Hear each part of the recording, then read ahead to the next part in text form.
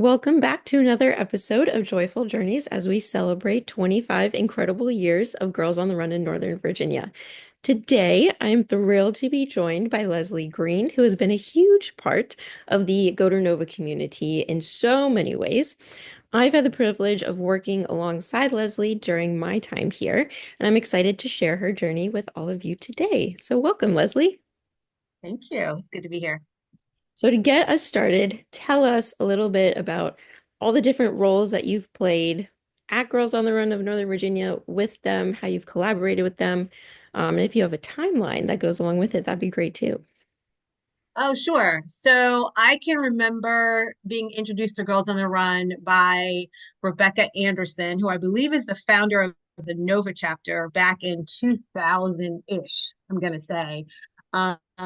She walked in, I at the time worked for Herndon Parks and Recreation, and she walked into my office and she pitched the program to me because she wanted to bring a chapter or a session, if you will, to the community center. So she pitched it to me, I don't know, 10, 15 minutes, and that conversation turned into a lot longer than that. And I took that information to my boss, and Girls on the Run was then at the Herndon Community Center. So we had a session there, and it was great. I thought the program made a lot of sense. It was inspiring to me.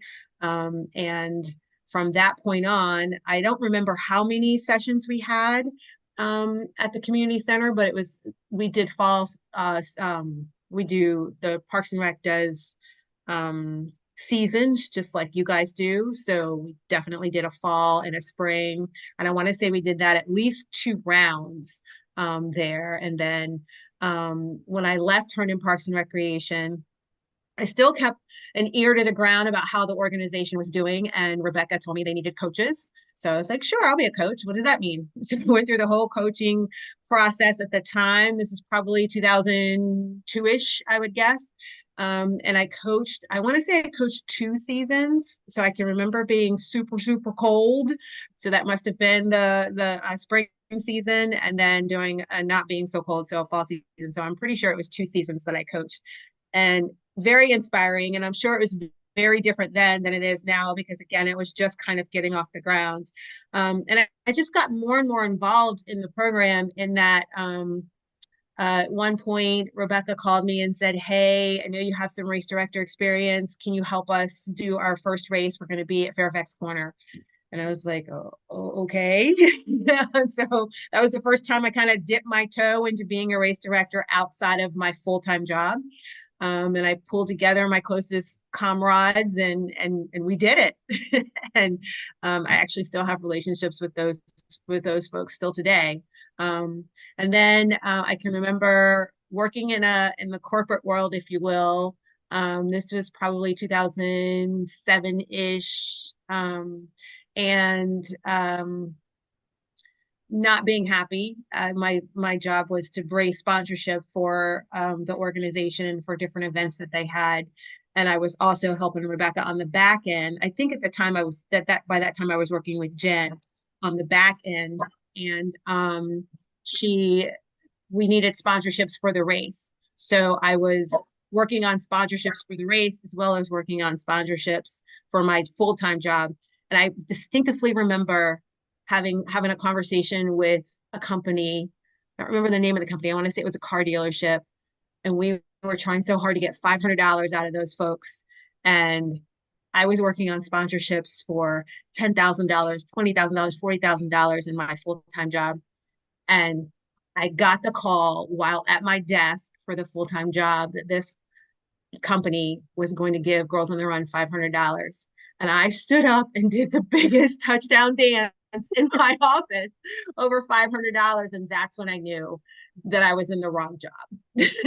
And I eventually had a conversation with Jen. If you ever have a full-time job that comes open with this organization, please consider me. And eventually she did. And long story to the end of that long story is I eventually worked for Girls on the Run. I want to say for 2 years full time as their race director. So then circumstances had it that I left Girls on the Run and launched my own business, MD Logistics and Events, with the umbrella is over Run Loco Races. And got I want to say it was a Facebook message from an old Girls on the Run colleague saying, "Hey, I hear they need you. Would you be interested in talking to them?" Them being Girls on the Run. And I was like, yeah, absolutely. So I talked with Katie, who was the ED at the time, and put together a proposal and went through an interview process to be the race director once again. Learned how the events had grown so much from when I had been there in the past. And yeah, here I sit. So it's been a fun journey with this organization, and I enjoy it. I can honestly say it's one of my top three events every year. That's amazing. Just hearing how your involvement just it kind of like stuck with you through everything and how it just led to all of these amazing things and how you still just you kept your connection to it the whole time. That's so amazing. Um, I mean, you kind of already answered this, how you grew professionally as now you're a business owner. You started your own business. That's amazing. Out of your passion that you found through Girls on the Run. Do you think there was anything, either like the curriculum or anything that inspired you, any people along the way that really inspired you to take that first step into launching your own business? Um, The curriculum is vague in my mind because I was a coach so long ago. I do have a general understanding as to what the goal of the curriculum is, and I've always found it empowering. So when I talk to people about our clients and I mention Girls on the Run, I tell them that we use the power of running to teach girls how to be confident and how to believe in themselves and to move forward through life, being more positive and those types of things, the feel good things. I have to say that I live my life with that mantra, if you will. I have to say that I run my business under that same mantra. You know, if it doesn't feel good, then we need to stop and understand why it doesn't feel good and make some corrections. Um, I I have grown, of course, and growth is good, right? If you're not growing, then it's the opposite. Um, so I would say that the cool thing about the story is Girls on the Run was my last full-time job. So it was a hard transition for me, but once I kind of embodied the things that we teach or that the organization tries to teach the girls, I was able to have that confidence to do what I knew was inevitable, right? So yeah, I would say that Girls on the Run played a pivotal part in that whole little transition, if you will, for me. So That is so neat. And I mean, I hope that anybody listening to this and then comes to our 5K and sees you there can kind of put those pieces together because that's so inspirational. That is truly just follow your dreams. Like you said, keep growing because when you're not growing, what are you doing? yeah. Yeah. We keep moving forward. We want to keep moving in that direction. So I love that. That is so, so amazing. Oh my goodness. Um, well, since you were part of the organization really since the beginning days, what is your fondest, oldest memory involving the organization? um this I seldom do not cry at the races. I don't know if you've ever been around me, Sammy, like at the finish line. And I know Ashley has, and Katie, the ED before, she used to be like, "Are you crying again?" But the best part, and I can remember it from all the way back, is when they crossed that finish line, and some of them, and some of the girls are just in awe of their ability. They're just in awe of the fact that they did that. You know, they're looking up at their buddy runner and they're like, and their buddy runner's looking at them like, yes, yes, you did that. You did that. And I can remember going all the way back to races that I think it was a fall classic. We used to kind of merge with other races before we did before Girls on the Run did their own. And it was so cold. It was the fall winter classic in Reston. And it was just, I mean, it was bitter, like today, like 7 degrees. It was just freezing. And we were all bundled up, and I had my little group, and we're jumping around and we're trying really hard, and then you go out, you run, you hope they don't kill you because they go so fast at the beginning, and then you got to do the surging, right? And then when you get to the finish line and you're there and you greet each and every girl on your team, and just that look of awe and that look of confidence. It's just raw confidence. Those are the memories that I have, and those are the memories that I continue to collect. And I'm getting better. I don't think I cried this past this past fall, but I mean it's right there on the surface, just because it's such a good feeling to witness. Oh my goodness. I agree 100%. I think I've I don't even know how many 5Ks I've been to at this point. Um, it's at least 20, I would think, and I haven't not cried at a single one. I cry every single time. As soon as I leave my post at the registration table and head over to the finish line, and those first couple kids start coming through, oh my gosh, the tears are flowing. And then when I see the kids from my team, oh my gosh. I I bawl like a baby right there at the finish line. I'm just so proud. It is so amazing, just like you said, to see their smiles, their confidence, to see them truly, truly believe in themselves. Because sometimes even at that starting line, they're like, I can't do this. I'm not gonna be Right. able to do it. Right. And then Exactly. they do it and they completely surprise themselves. It is, I agree, the best moment. Yeah. And then one up is the parents who are non-runners, who are Yes. like, I don't know if I should have let them go. And they're worried, for the whole 25, 30 minutes. They're clearly like, where's my child? To see the look on their face when they were reunited with their child after doing something so amazing. It's kind of like it's contagious, right? Like they're like, maybe I could have done that. Like you could have. Yeah.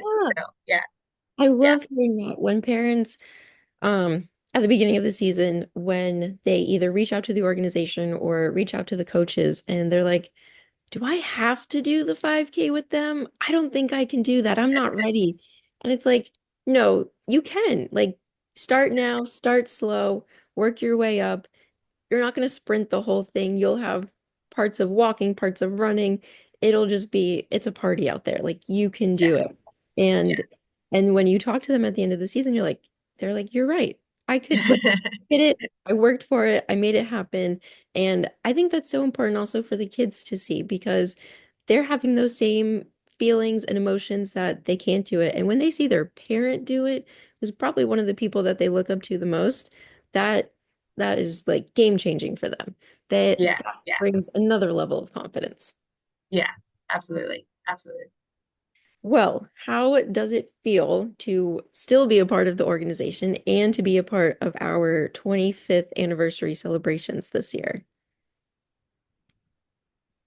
It feels all the feels, right? I'm number one, I'm so proud of the organization, right? Because 25 years ago, when Rebecca walked into that office, that was a custodial closet converted to an office. who who would have thought, right? Who would have thunk it that this program would still be going? I mean, I don't know what Molly, the founder of the program, thought when she first put it out there, like 25 years. This was gonna. I don't even know how old the Girls on the Run overall international is, but like how long did they? Was this the goal? And if it was, oh, that's awesome. But it feels amazing to still be a part of the organization. It feels amazing to still have an opportunity. I'm actually I feel blessed to be associated with the organization, and especially with one that has a footprint in the community and has established itself.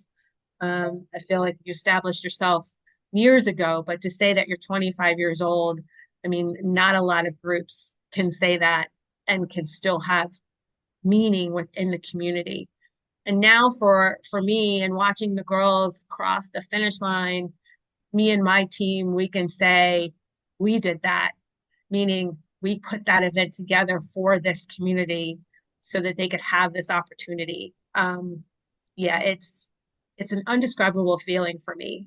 And I'm happy and I'm blessed and I thank you guys the end of every race. I thank you guys for allowing me to have this privilege to be a part of your group. Well, we are always thanking you because you and your team are so amazing. I mean, the collaboration that you do with us to make sure that our visions that we have in our head and on paper leading up to the 5K come to life and come to life so flawlessly. I mean, people who experience our 5K for the first time are just always blown away by all of it. And that wouldn't be possible without you guys. I mean, from the hours that you guys spend out there in the cold, in the warm, in the rain, in all of the weather, just bringing all of that magic to life so that when everyone shows up that morning, that it's just a seamless experience. Well, we have fun out there. We enjoy it. We may have a little bit too much fun, but we really enjoy it, and we're happy to be a part of it, and feel grateful to be a part of the organization, and a part just this small part that we can do to allow people to have something to reach back to, right? I've met some groups. I'm old enough now to meet some girls who have been a part, who have run the race. They're like, oh, I did Girls on the Run. It's like, that's awesome. The organization is old enough now Right. to meet people who have gone through, and Girls on the Run has a block in their foundation, right? They have a stepping stone or a piece of tile or whatever you want to call it that makes up their foundation. So it's pretty cool.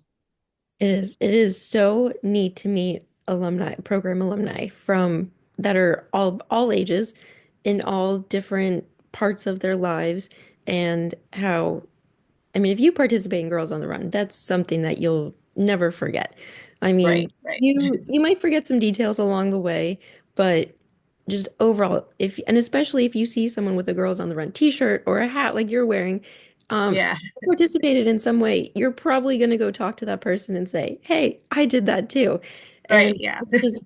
it's such a huge community, and it is so cool to be able to have them come back to our events, to come back and just tell us about how they're still using Girls on the Run in their life every day.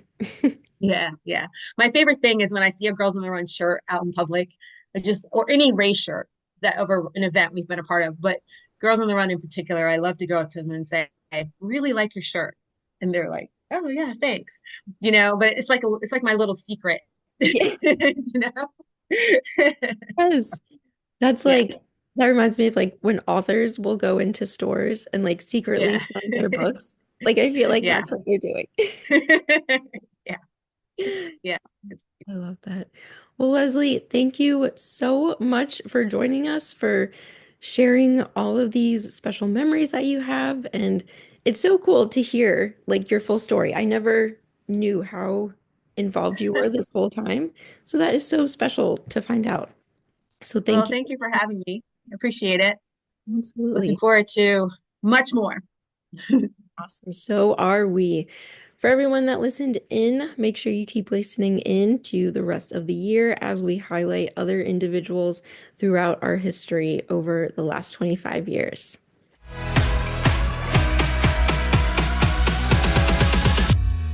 This episode of Joyful Journeys is brought to you by Girls on the Run of Northern Virginia.